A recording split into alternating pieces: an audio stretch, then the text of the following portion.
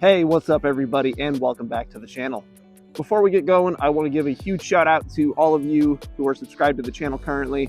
While I'm filming this, we're at about 1,995 subs, so thank you so much for tuning in and being a part of the channel and getting me to my goal for the end of the year.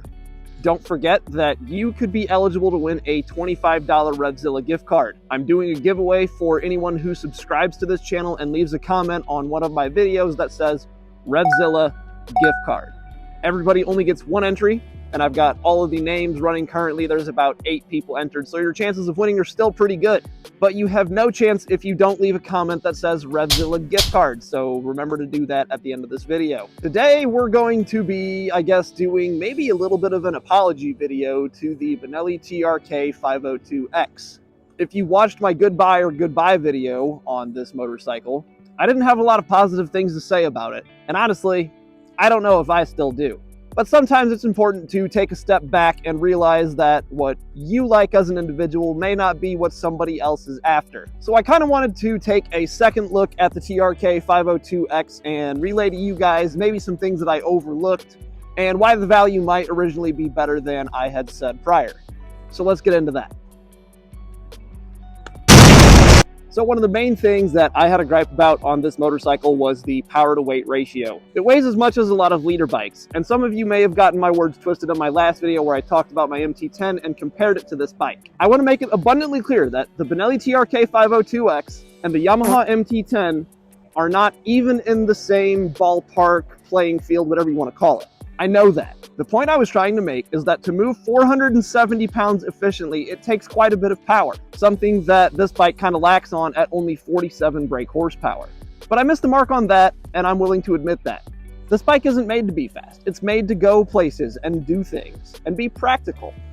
One area where I just cannot fault this bike is comfort in the saddle. Ergonomics are done very well. I could have all-day comfort on this machine at 6'1", and I think most riders would feel the same way. I didn't really talk about the engine guards a lot. I didn't really talk about the bark busters a ton or the big windscreen up front. These are all items that are designed to protect you and the machine. So kudos to Benelli for that one.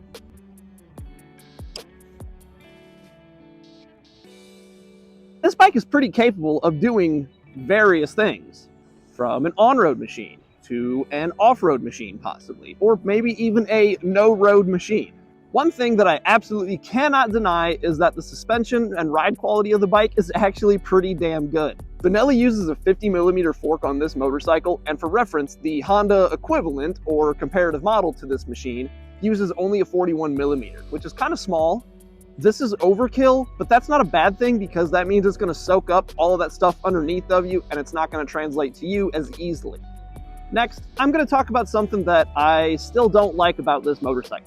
These buttons look really cartoony and kind of cheap to me. They don't feel super premium.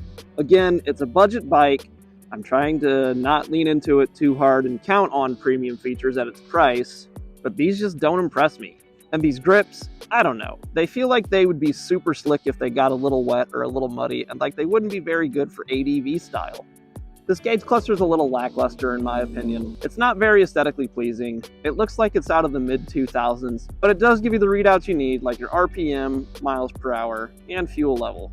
And I also mentioned how Benelli talked about this being a lightweight exhaust. I think I'm gonna stay firm on that one. Nothing about this looks lightweight. However, I do understand that manufacturers have to abide by the EPA guidelines set forth in Euro 5 emissions and all that other stuff. So I guess in that regard, you could say this is a lightweight approach to getting that done. They've also included the necessary spools, it seems like, to affix any sort of saddlebag setup that you might want to add to this machine. And they've given you axle spools, so if you want to put it on a paddock stand, the piece necessary to do that is already there. Standard ABS brakes, 12-volt port on the tank, fuel injected. It's got a comfortable saddle, a rear storage rack, 6-speed transmission, LED signals in the front and rear, and a big beefy suspension setup. Ew. Gross. So why didn't I like this bike? I think I just set my expectations too high. I really think the bike needs a totally different engine.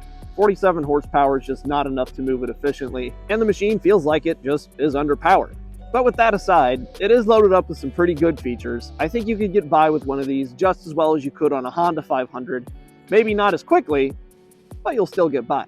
And the last thing I guess I'd want to talk about are the polarizing looks. It's almost like Benelli looked at the Ducati Multistrada and they were like, let's do that.